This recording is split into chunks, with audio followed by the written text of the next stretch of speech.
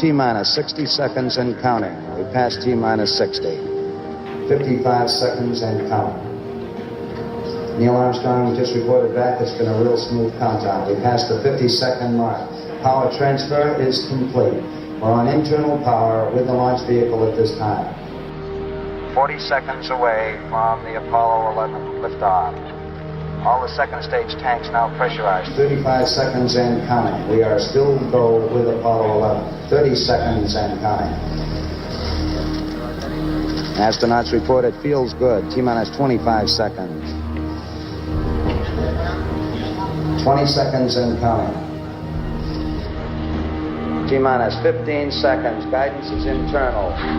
12, 11, 10, 9. Ignition sequence starts. 6, 5, 4, 3, 2, 1, 0. All engine running.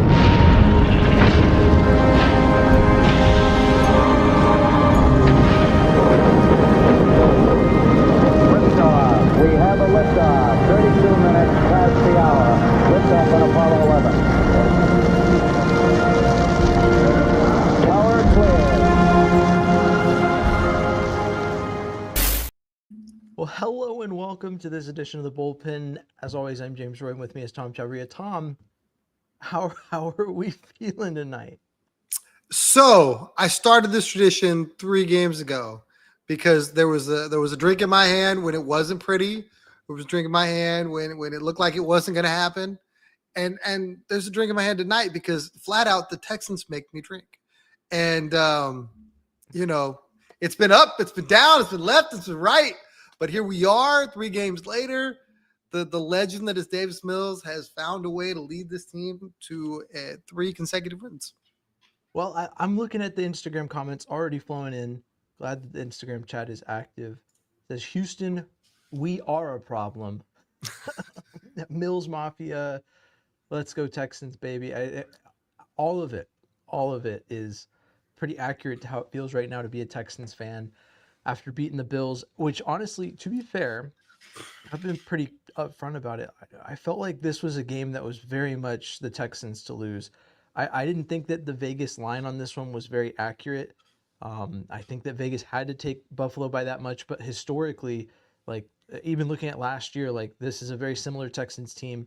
I think some people obviously don't forget because they still hate Bobby Slowick to some extent, but this Texans offense was inept in that game. It was a lot of defense and short spurts of offense. I think this game, the offense looked like, I think, better than it did in that game to some extent. I mean, the Bills defense is not very good at stopping the run. So if you can run the ball at all, which was going to be the big question, was can the Texans get Woody Marks going? This was always a winnable game, in my opinion. But starting out, just right off the jump, how do you feel about this game just overall? Just what's your biggest takeaway from it? My biggest takeaway has been like what this team has been all season. And it's really, really phenomenal defense. And if they can get just enough offense, they can win a lot of football games. We've said that I don't know how many weeks. This has always been about how much can they score and will it be enough, because the defense is going to keep them in every game. And tonight was really a game that we hadn't really seen all season, where the defense was like, nope, we're finishing this one.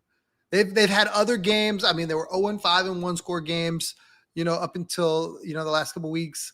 And it was, they had an opportunity to close the door and, something happened, a weird fluke play, whatever, a quarterback scramble, and they lost the game. Tonight, the defense would not be denied. And it was a lot of fun to watch. I mean, I've never seen Josh Allen look as bad as you could make Josh Allen look. This was a dude that ran for 3 touchdowns and threw for 2 more last week, like 4 days ago. And now, I mean, he got outdueled by Davis Mills. He got outdueled by Davis Mills. And I mean, I looked a few weeks ago, and one of the things that made me really confident the Texans could win this game was that the Dolphins, and I know that it's a divisional game for the Bills, so like you have to, look at it through that lens, but the Dolphins did pretty much the same thing to Josh Allen just 2 or 3 weeks ago. And so I was like, the Texans defense can do far more than that to Josh Allen. It's just going to be a matter of if whoever at that point, obviously CJ had suffered a concussion. It's just like a matter of whoever's playing quarterback for the Texans, can they effectively move the offense and take advantage of the run game. I looked at the very beginning of the game. We saw a run game that was averaging 8.3 yards per carry, and we saw a Davis Mills that would come out of a play action rollout. And aside from a Cade Stover drop, I mean, there was some throws that he was missing by a mile. And if he hits those throws, we're talking about a dominant game overall. But even with that happening, this Texans offense was able to take it with the way the defense was playing. They were able to make those mistakes, kind of get into the game. And then Davis Mills, as much as he missed on some throws that he should have made early, and throughout, I mean, he hit throws when it mattered. He protected the ball. I mean, outside of hitting a Buffalo Bills defender in the back of the head, trying to hit Higgins, as part of one of his, not great throws, which, by the way, Higgins needs to turn back to that ball and draw the pass interference. That's like wide receiver 101. If your quarterback underthrows the ball, easy PI if you just get back to it. And it seemed like he stumbled on it. But either way, watching the offense go through it gives me a different conclusion than it does some other people. Obviously, I temper this, statement that I'm about to make with the fact that there's a very small portion, maybe growing, maybe not, of people that are like, well, Davis Mills is 3-0 as the Texans starting quarterback. Maybe the Texans should just stick with Davis Mills. I think that's a really dumb train of thought, but the conclusion that I get from watching this game is that it's not that literally anyone could do it, but I think that you kind of go down that train of thought of like, if Davis Mills is doing this in this offense as it's progressed, obviously, I can't emphasize enough, this offense has progressed. If you compare this week and last week and the week before to week one, it's not a CJ Stroud problem versus Davis Mills problem. It is the offense was awful then, and now it is really good. So the conclusion is not that Davis Mills suddenly made this offense, better. It's that this offense has progressed to a point that we should expect that when CJ Stroud is back, he can step into this offense and he'll hit those throws that Davis Mills was missing. And we've seen CJ Stroud with time. CJ Stroud with time is 10 times better than Davis Mills ever will be, which is amazing considering how good Davis Mills was in this offense. I think it's a sign of hope that when CJ Stroud is back, this offense will be what it needs to be in order to push this team into the next level. That brings me to another talking point, which is that, and before I say that, because I feel like I'm going to start rambling, if you guys are in the chat, we obviously have H-Town chat legend Brandon Halam in the chat. If you Instagram or wherever you're at, if you have something to say, drop it in there. We'll try and address all the comments as they come through. This is the point of going live, is so that you guys can participate in the chat. So we'd love to hear what you have to say. But I've made this comparison, and apparently a lot of other people made it before me because the comments and the quote tweets are filled with, I've been thinking this. Here's a screenshot of me saying this season, last season, whenever. 07 Giants, a team that had a stellar defense. Eli Manning, I say he's a Hall of Famer because of what he was able to do, but I think that you can obviously look at what he's done and you can understand why he was not a first ballot Hall of Famer. He obviously was not the reason that Giants team did what it did. It was all defense, and Eli Manning was just very serviceable. This is a Texans team that is careening towards being a 6 or 7 seed, if they can play their cards right, and getting into the playoffs as a very low seed with a really good defense and what could, by the end of the season, look like a very similar level of offense to what the Giants were playing that year, which is just serviceable. It's enough to make the defense able to get through. Other examples that people gave: 2000 Ravens, 85 Bears, just teams that, like, I've told you before, I don't like making comparisons to the 2000 Ravens because of Trent Dilfer. I don't want to. I'm more comfortable with the comparison of CJ Stroud to Eli Manning than Trent Dilfer. But making that comparison, I think there's a path where, like, this defense is next level. It is one of the best defenses to ever do it if this trend continues, if how they've played carries out through the rest of the season. A defense like this has never missed the playoffs. So watching this offense progress, I think we could reach a point where it's time to make that comparison, and it's time to say, do we still have a shot at the aspirations that people had at the beginning of the season for different reasons? So what do you think of the comparison between, say, the '07 Giants and this Texans team, just based off of what we've seen so far? I think they're horrible.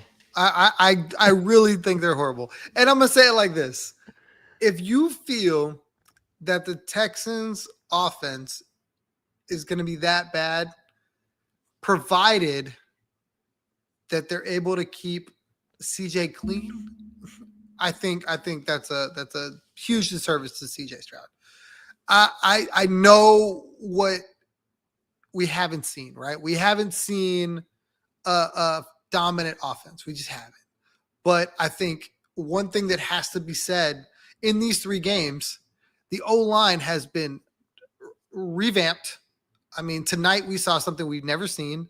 We got Titus Howard at left guard, and I mean, I really like that.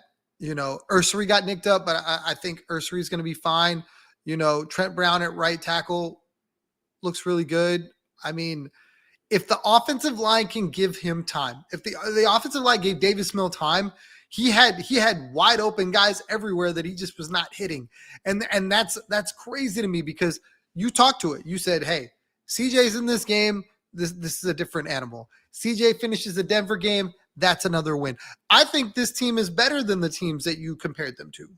And I think there's a scenario where they could finish better than the teams you compared them to.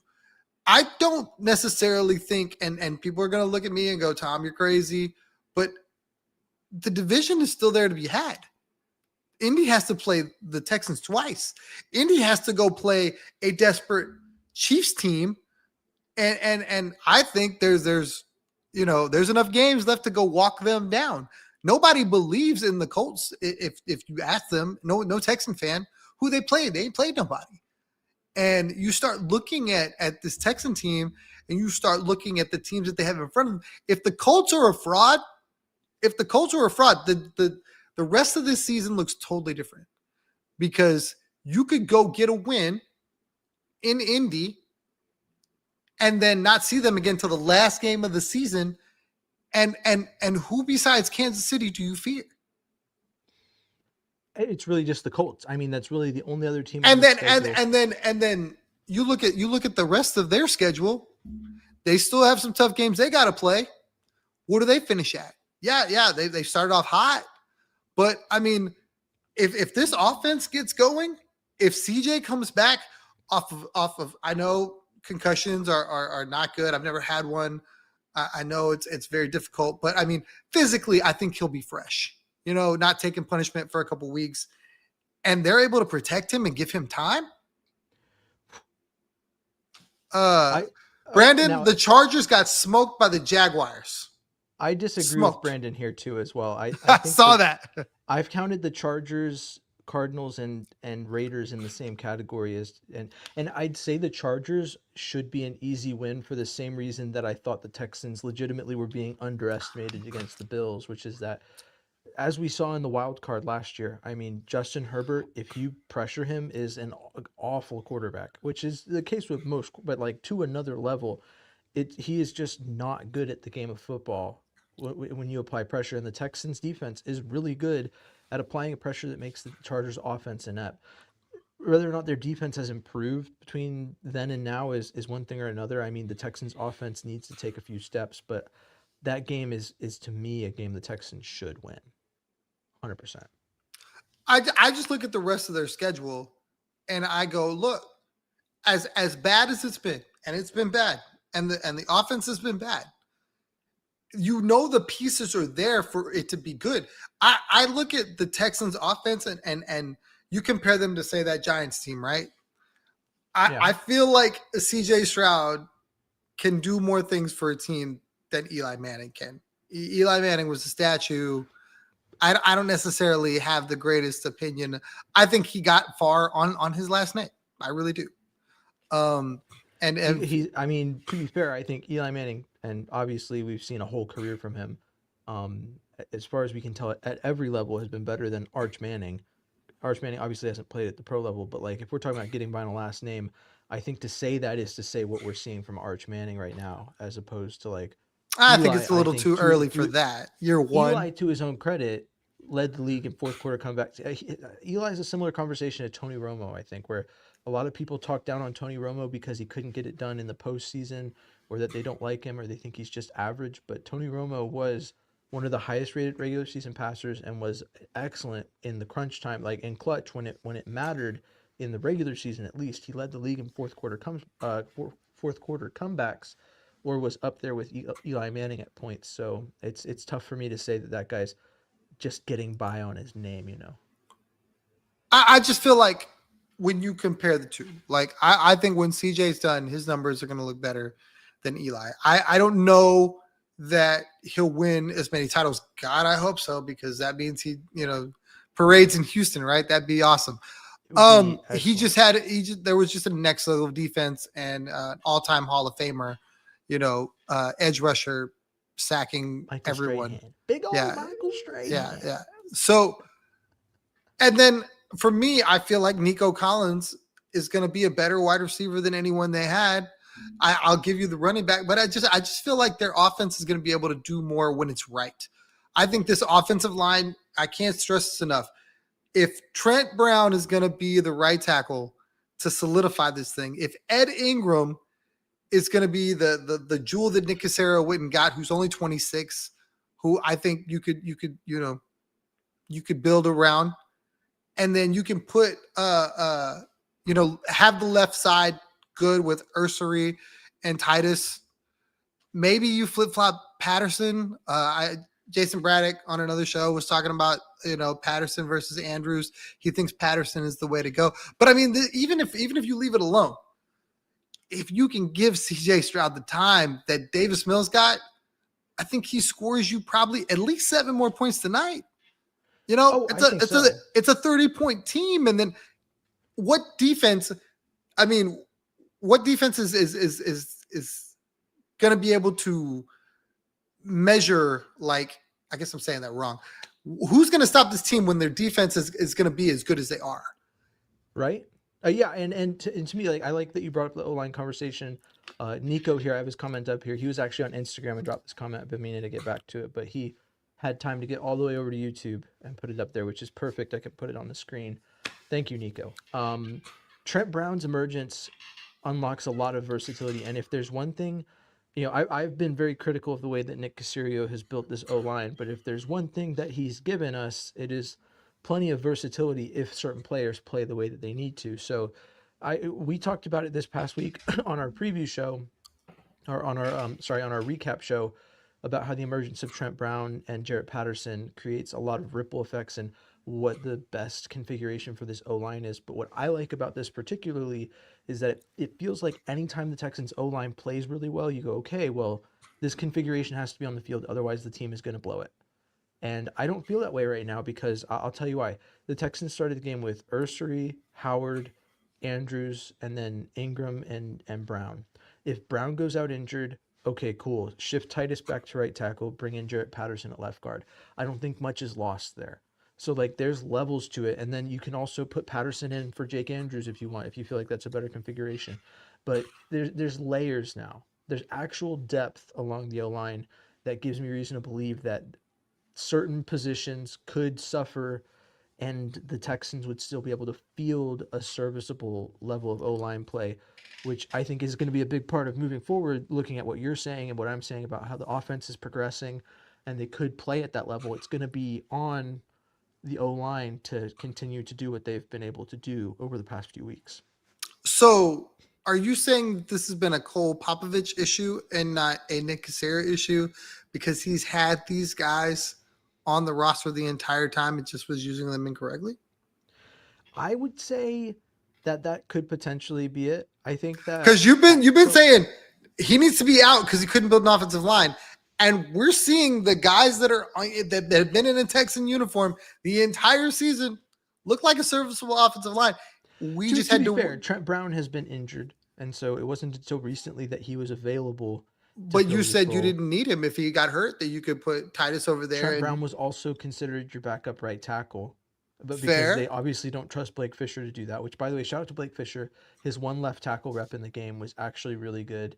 Set up that touchdown to Jaden Higgins, so shout out to him. I think I obviously I'll preface it by saying this: like the opinion of whose fault it is always very fluid because new information can be presented. So it short of like giving you a novel of basically saying that I agree with you, I'm just gonna actually just say I I agree with you. agree with you that I think that the tide has turned and you have to look at it as a coordinator. And I don't know if I would say that it's Cole Popovich messing up the line. I think it's just a matter of him not properly utilizing what was had, working through it, being forced into a position to use players in a way that was more beneficial to the team. And now it's just a matter of Nick Caley being the offensive coordinator, being like, hey man, now that we know you can't put Pandora back in the box once it's open, the secret's out. This is what we're going to do moving forward. We now know what we have, and we should have known sooner. So I would say, yeah, we can shift at least half of that blame to Cole Popovich. I still think, as much as there is a big positive right now, that the way that Nick Caserio has approached building O-line can pay dividends at points, but obviously if we're looking at it throughout the season, I still am not super high on the way he did it. I just think that Nick Caserio throughout the season has I don't want to say lucked out, but the way the game has progressed and the way that the Texans have been forced to run the O-line has now made the way he built the O-line more serviceable. So, and I'll give him his credit. He threw a whole bunch of depth at this, and I think that the Texans did a really good job of keeping the right players around to give them these options. If they had cut Jarrett Patterson, I would have been distraught, and I would have been wondering who's making decisions. But they obviously didn't do that. They gave themselves that option, and they finally remembered that he's not just a center; he can play guard.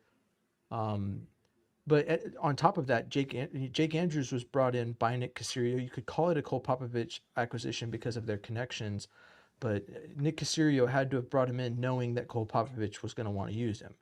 So there's some sort of combined effort. I would shift more of the blame to Cole Popovich this week. I think that's a fluid discussion, and I think that for the past 2 weeks Tomorrow, Caserio, Nico. we'll shift through it. Yeah, after maybe next week it'll be maybe after next week it'll be Nick Caley's fault. Let's see. Nico's on one with having JJ Watt flashbacks. Dude, Will Anderson Jr., they were making that comparison. I was like, yeah, he's dominating. So obviously you go to the player in our history that has dominated at that position when you make that comparison. But then on the final drive, when he jumped up and swatted that ball down, I said, oh my God, he's going full JJ Watt right now. He went for the pick.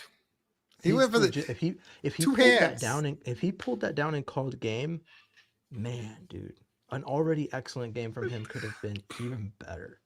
Yeah. Crazy. Let's see. We've got some other stuff in the Instagram chat I'm going to catch up on. Let's see. Do you think Nick Caley can bring the offense to the playoffs or rely on the defense? I think we've both expressed that we think that this offense can progress, but Tom, how do you feel about it? Oh, absolutely. I think something that we've been talking about a lot and that I think actually we're seeing is there's been progression. And it's in the play calling, it's in the way that they're able to get in and out of the huddle, it's in the personnel, it's in a lot of things. I think a lot of people discredited that Nick Caley was a rookie and just assumed because other rookies have just showed up and took off without any kind of learning curve, that Nick Caley should do the same. Maybe the same thing could be said for Cole Popovich, and we're all just learning together. And as the season has went on, we've seen the offense put up more points. We've seen tonight we saw some gadget plays out of the offense with a backup quarterback. Like there was going to be a wide receiver pass. It didn't work out. It was covered. And credit to Hutch for going, I don't have it. I'm going to take off and get it. Hutch did a phenomenal job. Excellent. Realizing, look, I could throw a pick here, and said, no, I'm just going to go get whatever yardage I can. There was another little wide receiver pitch looking thing to Kirk. I thought that was innovative.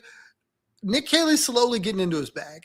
And I think as the season goes on and he gets comfortable knowing that the offensive line can hold up long enough to make some of this work, I think we're going to see it. Now you infuse a better quarterback, and maybe you start turning these plays into like touchdowns, explosives, that sort of thing. And we talk about red zone. Red zone was just an absolute, horror story for the first, 7 weeks of the season. The last 3 weeks of the season, they're scoring in the red zone. It's not a perfect thing. I mean, there's still some field goals where you're like, we needed 7 right there, like earlier in the game. But Yeah. The red zone efficiency from 3 weeks ago to now, way better. I agree with you. I think that this offense is progressing over time. Nick Caley's getting into his bag, and there's a lot of indicators of that throughout this season, but especially more recently. And I think some people, like I said earlier, I think some people take that as Davis Mills has come in and made Nick Caley's offense work. But what it's a sign of, in my opinion, and we'll see if it plays out, is that Nick Caley is figuring it out, and Davis Mills, some people will say he's a better. I think Jeremy Branham had said that he's like a better fit for Nick Caley's scheme, which is an interesting way to put it. I felt like he tried to backpedal on that with the way that he defended himself and that take. But I think that what it is that Nick Caley is figuring out how to call a game and actually come through on what he said. I've called it snake oil early on this season. I think he's starting to actually have it materialize in his hands. He's getting real stock of what this ability to adapt an offense to the situation, to the players' strengths and everything. So I think that what we'll see when CJ comes back is he's going to come back to an offense that's progressed enough that he'll get back to what we saw in 2023. The rookie CJ Stroud that we've been chasing all season, I think shows up more as the season moves on. And I'm excited at the prospect of. I'm obviously not probably as on board with it as Tom at this moment, but Tom has been known to sell me on a lot of these things throughout time, and he's made a really good case in this episode for it. The Texans pushing for the AFC South crown. The Texans play the Colts in Week 18, and I think nothing would be more exciting than seeing this offense reach, not peak, but like start to climb up in week 18, take the AFC South crown, and keep the streak up of making the playoffs as AFC South champions, and then going into the playoffs with that momentum, carrying it in and playing offense at that level. It's hard to see this team not making a deep run if the offense can get right. So it's not about, I think a lot of people think the offense has to be good all season in order for this team to make a run, but the Texans are 1 win above 500. They are quite literally, I think, 3 games down from the Colts. I think it's actually technically 2.5 right now, depending on how the Colts do. That'll change. But this is a team that, the Colts are entering a tough stretch of their schedule. I don't think it's entirely out of the question to look at the AFC South crown, but I think it's also not entirely out of the question. This is a playoff team. I'm comfortable saying that right now. This Texans team is a playoff team. And I think that that's all they need to be right now. All they need to do is get a seat at the table, get an invite to the dance, and then they can play their best, show off their best moves, and make it shake. Get where they need to go. So I think that the Texans are doing what a lot of people hate in basketball, where a team gets hot at the right time, Cinderella stories in the March Madness, where you have a team who's played well enough to get into the tournament, and then all of a sudden it's 12 seeds making a run. I think that's where we're at, a team that's finding itself at the right moment and is not seeded appropriately when the time comes. That's what I can see happening personally. And to be clear, the way I see this playing out, if the Texans were to make a run at the crown, would depend largely on winning this weekend or 10 days from now, next weekend.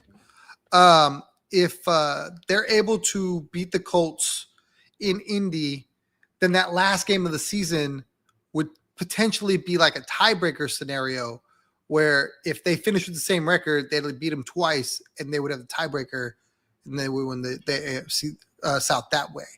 So, I mean, that changes the number in which they have to reach because it's one more tiebreaker.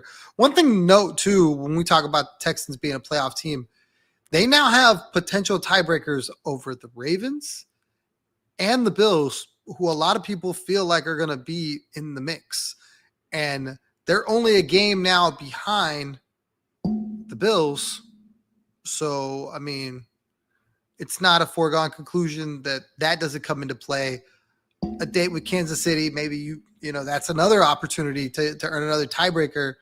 Getting the So win against KC would be huge, and I think that having the win over the Ravens when they were down is great because that's a team that's surging right now. I think they're in a similar position to us where they had a really rough go of it. They're facing a lot of injuries early. That's a big thing that's affecting them, but that's a team that I think could, and their division's wide open, so there's a lot of things that could, happen with them. So having the tiebreaker there is massive. But I mean, I'm super high on this Texans team, regardless who they're playing, because I think this defense has shown like last season. Obviously, you had the Vikings game. You had a few games where the defense kind of felt like they got outclassed, but like so far this season, this bend don't break is what they're playing. So there's going to be plays like even in this game, 4th and 27, given up to the Bills is crazy. It definitely put my heart on a string there for a second. I was really stressed out about that, but playing that bend don't break style of defense, the Texans defense, I don't think has truly been outgunned or outmatched by anyone by any fault of their own. I think the offense has put them in some awful positions, but the Texans have not lost by more than one score in any game this season, and I don't think that they will. I don't foresee an opponent that can test that. So I don't know what that is statistically, like as far as like what's the most one score games the team has been in the season. But I gotta believe the Texans are gonna flirt with it. last season, the Chiefs went 11-0, I want to say, in one score games, and the Texans are sitting right now at 8 one score games this season. They've gone 3-5, so they're gonna. I think they're gonna need. And I spoke to that earlier this season as the one score games started piling up, and they've started doing it obviously, but they're gonna need to win one score games. That's like pretty much what's going to be the difference between this being a playoff team like I think it is, and not. So I do think that that's going to play into it. We have a few comments to work through on Instagram still, so I'll work through those. Keep them Let's coming. see. There was one. I'll do this one. Nico, I think, has come over here, so I posted it We up appreciate earlier you, Nico. with Mills being more of a primarily a one read QB. Do you think Nick Caley keeps the same scheme with CJ, like moving the pocket, quick pass game?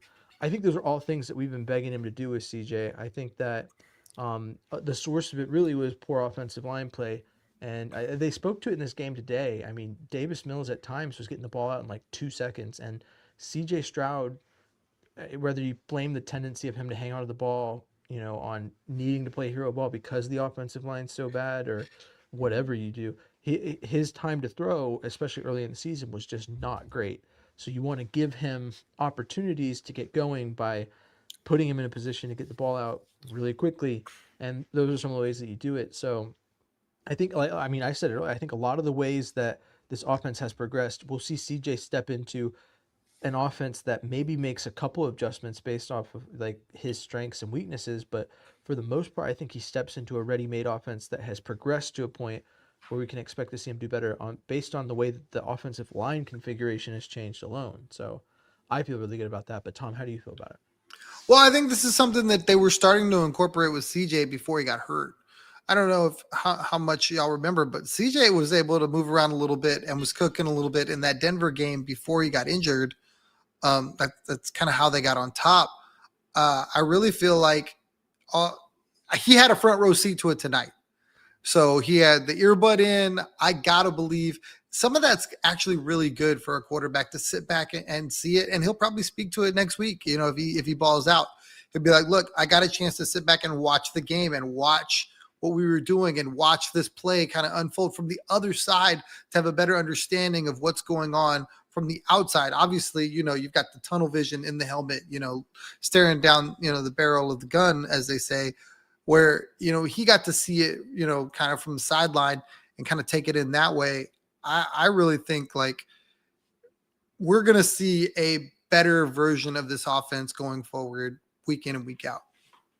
I think that, I mean, Davis Mills on the Prime post game interview spoke to like Nick Caley progressing as an offensive play caller and said that like he thinks he's felt more confident as the season has gone on in what Nick Caley's doing in that way. So I think that the adjustments we'll have to see it play out, but I think that he can make those adjustments. Someone in the Instagram comment says low key still feels like Bobby is running the show. I don't know if that sentiment is too widespread anymore. That's been something that's been pretty commonly spoken.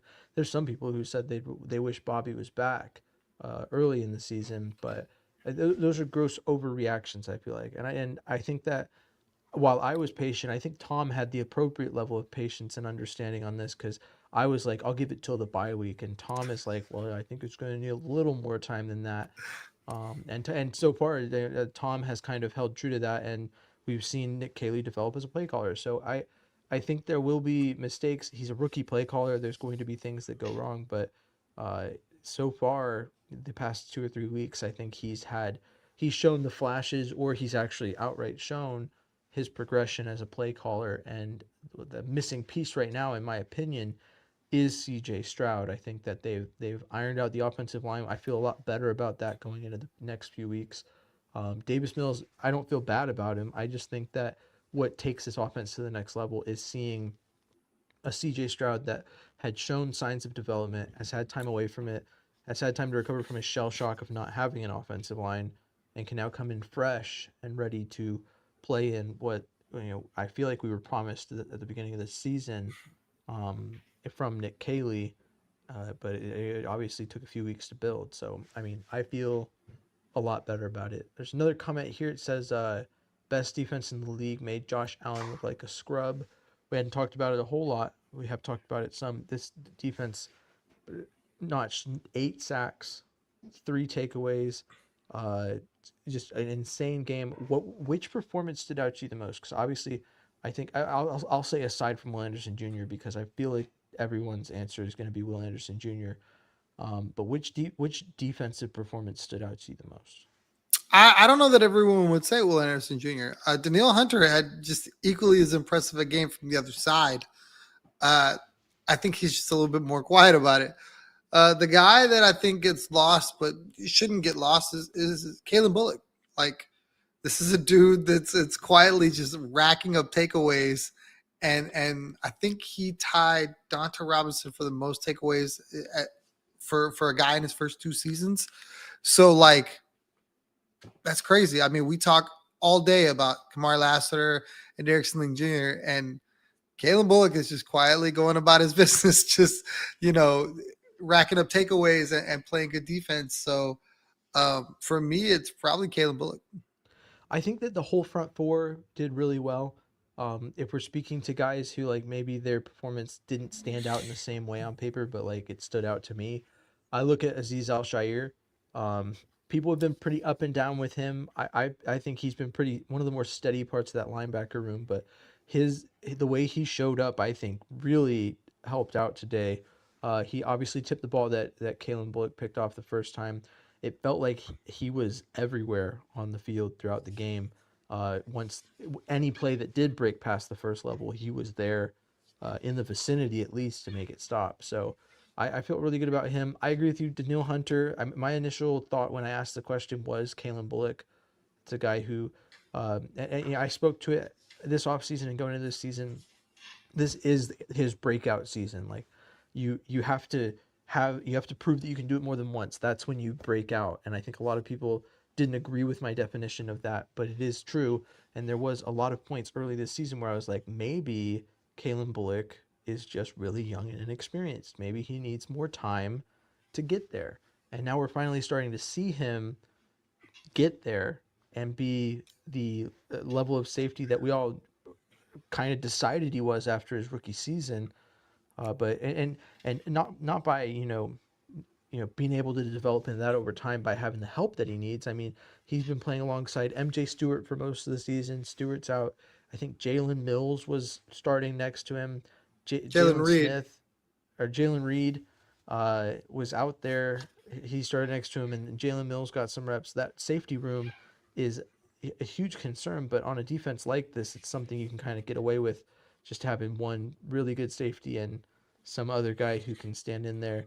To be fair, I mean, I think they both stood in and did their job to an extent. I didn't think they had any egregious plays, but that's certainly a room that I think the Texans will be looking to improve this offseason, at least. but it's something you can kind of get by with now. Looking at the defense as a whole, how does it feel to see? So I think a lot of people see Josh Allen and they go, "Oh no, this Texans defense has finally met their match." What was your feeling going into this matchup? Like, what do you think made you think, okay, this could be a tough matchup? Was it just Josh Allen, or like what was it about this? Because I'm looking at it, and as I was watching the game, I was like, man, they have Keon Coleman as a healthy scratch. Khalil Shakir is like quite literally the only wide receiver they have outside of Gabe Davis, if we're looking at names that we recognize. And obviously Josh Palmer, but these are all like third and fourth string guys that are just kind of strung together. It's a very Tom Brady esque receiving core where it's just kind of like not a lot going for it. Was there anything that was supposed to be scary about this team? Like I think the Bills have a reputation, but what concerned you going into this matchup, and how did that play out for you? So my concern with Josh Allen was that, he had been asked about it because last year it was arguably his worst game in, what was like an MVP type season. It was against the Texans. They lost. And, during the week they asked him, hey, what happened there? And he's like, man, they kicked my butt. I didn't play well and they beat me up, credit to them. He talked about, them being over aggressive and trying to use that against him. And for whatever reason, I believe the Texans just really have his number. I don't know. I feel like every quarterback's got that one team, right? Where it's just like, I just don't play well against them. Something against that defense, something against the way they do stuff. Obviously, the weapons, he didn't have the weapons that you would think would be enough. Dalton Kincaid, his number one tight end, was out. Keon Coleman was a healthy scratch for missing like meetings and stuff like that. So he's got like issues there. And they talked about it in the broadcast. There wasn't enough vertical threat. Khalil Shakir can be that guy, but I think anytime you put him on, Kamari or Derek Stingley, you kind of neutralize him. So they tried to like get him the ball in the backfield, which worked a little bit. If I was worried about anything, it was James Cook. James Cook is one of those running backs that can really, in the passing game can really beat you up. Christian McCaffrey light, where, he could rush for 100 yards, but he might catch for 100 yards too. So if there was a guy that I was like circling, on a dry erase board, it was James Cook. And I thought that, that would be an issue. Him through the air and maybe Josh Allen with his legs. I thought he'd run more like in the right direction instead of the wrong direction. But that 4-man front of the Texans was just in all the right places. He really looked very, very inept. And it's weird to see a guy that talented be that inept.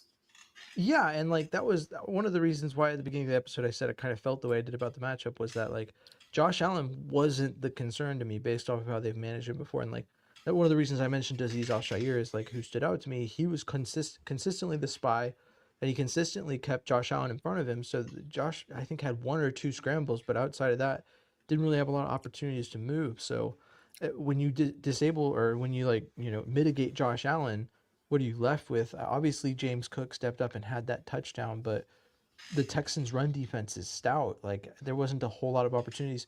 So then it became, players out of the backfield and such was really what it came down to. So overall, uh, going into this game, I was like more concerned with the name of the Bills, but I can't for the life of me think of like what about the Bills, especially as the matchup came. I was like, you mean to tell me they're 31st in run defense and just really okay at pass defense? And I mean, I started to think, is it really that big of a deal that Davis Mills is going into this game?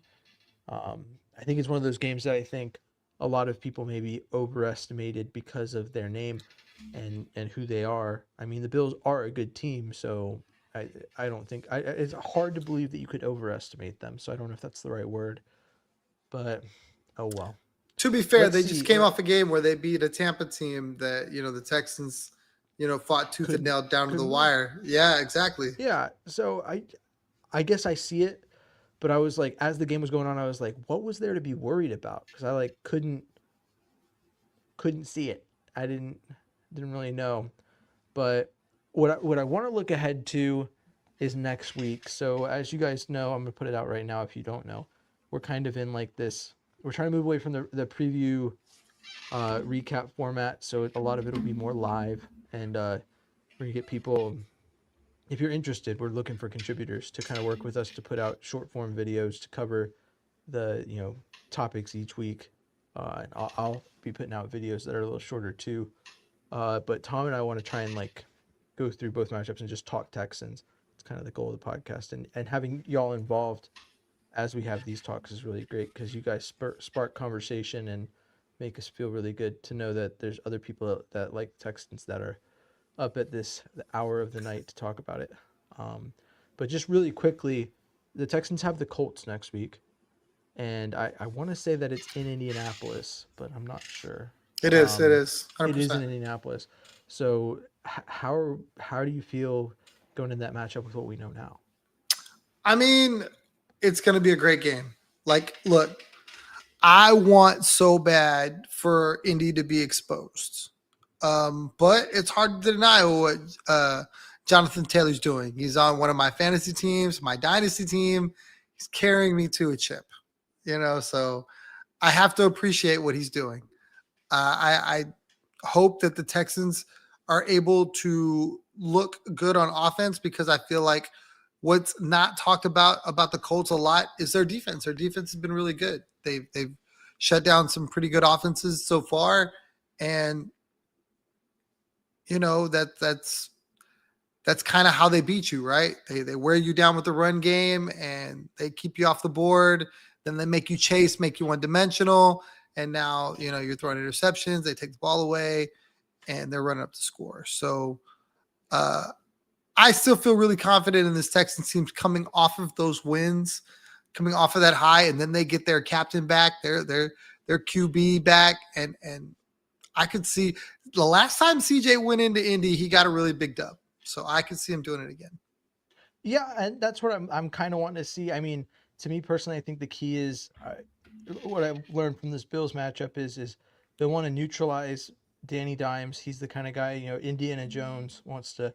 He gets a lot of touchdowns on the ground running it, so contain him and make him. I think it's similar to Trevor Lawrence. You want to make him beat us, so you want to neutralize Jonathan Taylor, and you want to make them, make them get after us with Danny Dimes passing, and then constrict him in that way. Just like, basically make them win in a way that I think Danny Dimes has done really good supplementing what the Colts do on offense, but you want to make him the sole thing that can win them the game and then shut him down is basically how I see it going. I think we have time for one more topic before we kind of bring this thing to a close. So Joe Mixon was recently, Ian Rappaport reported that he's done for the season. This has been reported by other outlets within the local media. It's not like the best kept secret ever. Joe Mixon quoted it and said, hold on, who reported in the local media? John M. Alexander said that they've been reporting for weeks that he's basically done in the Chronicle, which is paywalled. So I don't know who is seeing it, but because did you see Joe Mixon's reply to said comment? Yeah, Joe Mixon quoted a tweet, said, "You don't know me better than I know myself. Like, yeah, don't act like you." Whatever. Joe Mixon basically was like, "I don't think you know what you know because I'm not done." What do you make of all that? Do you think that because if he doesn't play the rest of the season, I have trouble believing that he plays for the Texans again. Oh, I agree. I think that he's probably on the wrong side of 30, and it's time to move on. However, if he says that he's going to play again this season, and he's been like following the team the way he's following the team, like I don't know if you follow him on Twitter, but he's supportive of the team. Like if I was a guy that knew I wasn't going to play for this team again, why would I be out the team? Yeah. Why would I care? And maybe, this is where he wants to be even after the fact. Like if they decide, hey, we're not going to pick up your option or whatever, or however his contract works. He sure sounds like a Texan right now on social media. I think he'd love to be here. I think that is a desire. As much as some people might think the allure of the Texans has gone away based off of what we've seen this season and last season, I don't think it has. I think that if I was Joe Mixon, I'd want to be on the Texans, especially if you view the Texans running back room as one of the problems that's led to where they're at, and you think that Joe Mixon is the solution, then yeah, him being in would be great. The question is, can he, and then here's the comment, I didn't see that Ian Rappaport replied back, but he basically said, prove me wrong. Um, so I think that, Brandon's saying and that I then, wish he said that. oh, I wish, oh, okay. Yeah, Yeah. I wish he would have too then. So I guess he didn't tweet that back, but I mean, Brandon raises a valid question. Can we trust him to be, RB1 again and stay healthy? Right now we're relying on Nick Chubb to be the complement to Woody Marks. So I don't know if health is something we can afford to be picky on. If I think if Joe Mixon's back and he's viewed as being 100% and like can play and is cleared, I think it's very clear that he should be given a role in this room. What that is with what we've seen from Woody Marks and Nick Chubb, I don't know. But I mean, I don't think that. I mean, having a three-headed monster like that to me is tough to see as a bad thing. But I do think, regardless, that he'll basically be playing for the opportunity to play for the team next year. Because if it doesn't go well, then you can save $8 million by moving on from him. The draft, you're in a position where you have so few holes that you need to fix in this team now that you can legitimately throw a high draft pick at running back and be fine. Like, you just need to get, depending on how you view it, you need to get a left guard. Uh, I'd prefer to get a left guard so that you can move on from Trent Brown and put Titus Howard back at right tackle. Uh, so, I mean, is he done in Houston? I think if he doesn't play this year, or if he plays this year and doesn't play well, yeah, he's done. I think it'd be tough to believe this team brings him back.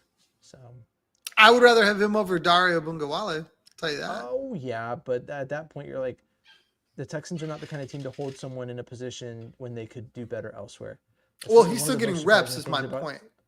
Um, He's still getting reps, is my point. well, yeah, but like he could be a starting running back somewhere else, unless there's no one else that wants him. In which case, yeah, sure, I would keep him at the right price. But oh well, that's all I have to say about it. Like we didn't get any new information. Rappaport kind of spun it like it was he's done for the season. That's been the vibe around him pretty much since like 3 weeks ago. So it's not new information, in my opinion. If anyone who keeps up with the Texans closely already pretty much felt that way. Anyone who's a Texans fan that I know has already dropped Joe Mixon from fantasy and has not really thought about him. I mean, I occasionally forget that Joe Mixon's on the team. No, you I would don't. obviously remember Don't if lie. he came back and put up a meaningful performance. I do. I legitimately I'm like, okay, well, we've got Nick Chubb, we've got Dario Gumbuwale, Woody Marks. Okay, and then Dameon Pierce is gone now. By the way, RIP to Dameon Pierce and his time on the Texans. Tom, Pour one out. as the Dameon Pierce fan club president, do you have some words to say as we remember his time with the Texans? I will always be fond of 2022. I think I'll be catching on somewhere else. I really do. I think that guy. I hope he catches on. I think that guy just basically said, "Hey, I'll be whatever you want me to be." He was the perfect employee. Anybody else could have been disgruntled. Like, "Hey, trade me, get me out of here." You basically just phased me out of this team. I'm like sparingly used. Sometimes I don't even suit up. He could have been bitter. He could have been all those things. He was not. He was very professional, and unless I hear differently, didn't have anything negative to say about being let go or anything like that. I like I said, I hope he catches on somewhere else. I do too. Wish him the best. I think there's some Chiefs fans that were like, he would instantly be the best running back in our room, which I'm not sure if I agree with, but I mean, more power to you. I'd love to see him do well. Is he better than Pacheco? Is he better? I don't know. If they're always hurt, then the answer is yes. Yeah, I guess so. I think that's why they feel that way. They're always injured. I can't think of many players that have been on this team that I would not wish the best in another endeavor. So I'm glad they finally let him go instead of holding him in a row Hostage. where he's not getting any. Like let him go find a team that wants to pay him to actually play. Is my thought on it. So I'm interested to see if he clears waivers, and who's going to sign him. But maybe he'll clear waivers and someone's looking to sign him to a better contract. But happy for him. But on that note, thanks for tuning in, y'all. Tom, do you have anything left to say before we bring this thing to a close? 3 in a row, baby. I mean, train keeps rolling. What I would say about this game, if there was a word to describe this game, it was absolute punishment. Punishment would be the word. The Buffalo Bills came out of this game incredibly beat up. Like, we talked about all the sacks, but I mean, there was injuries everywhere. I think their right tackle played, injured the entire game, and he was just getting cooked. I want to say a linebacker, had a shoulder thing. There was a DB with a concussion. I mean, it just was like injury. Cook was in the tent. Allen was banged up. I mean, Buffalo went home beat up. They did. I agree with you. I think if I had a final word to say, it's that one out of two. 1 out of 2 is done. As I've talked about the schedule, the Texans should beat the Cardinals, Raiders, and Chargers.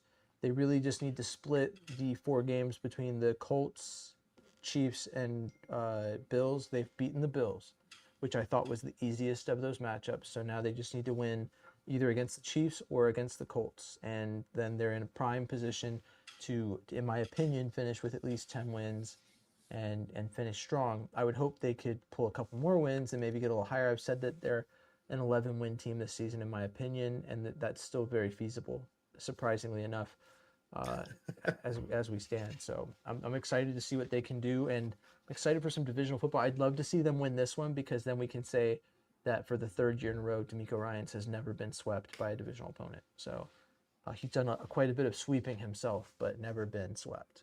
It's crazy that fans want him out, and he's dominating. I don't understand it. I'm not one of those fans, and I think that a lot of those fans are pretty delusional at this point. But I think there's high hopes. I think that this team is in a very good spot, and I think that that's happened recently. I didn't think the team was in a very good spot like 3 or 4 weeks ago, but we've reached that point where they're in a good place. I feel good about it. But thanks for tuning in. As always, I have been James Roy. You can find me at James Roy NFL, wherever you get your social media. Oh, look, from Chile. My sister was stationed in Chile just a while back, but she got moved from there recently. But she had fun down there. So thank you for having a country that my sister had fun in. It's good stuff. H is up in Chile. And then Tom is TC Tom1 on Instagram and Third Coast Tom on Twitter. And we are the Bullpen, the #1 veteran-run Texans podcast in Chile, it turns out. So probably the #1 Texans podcast in Chile. Who knows? But thanks for tuning in. As always, stay classy, Houston. Vamos Texans.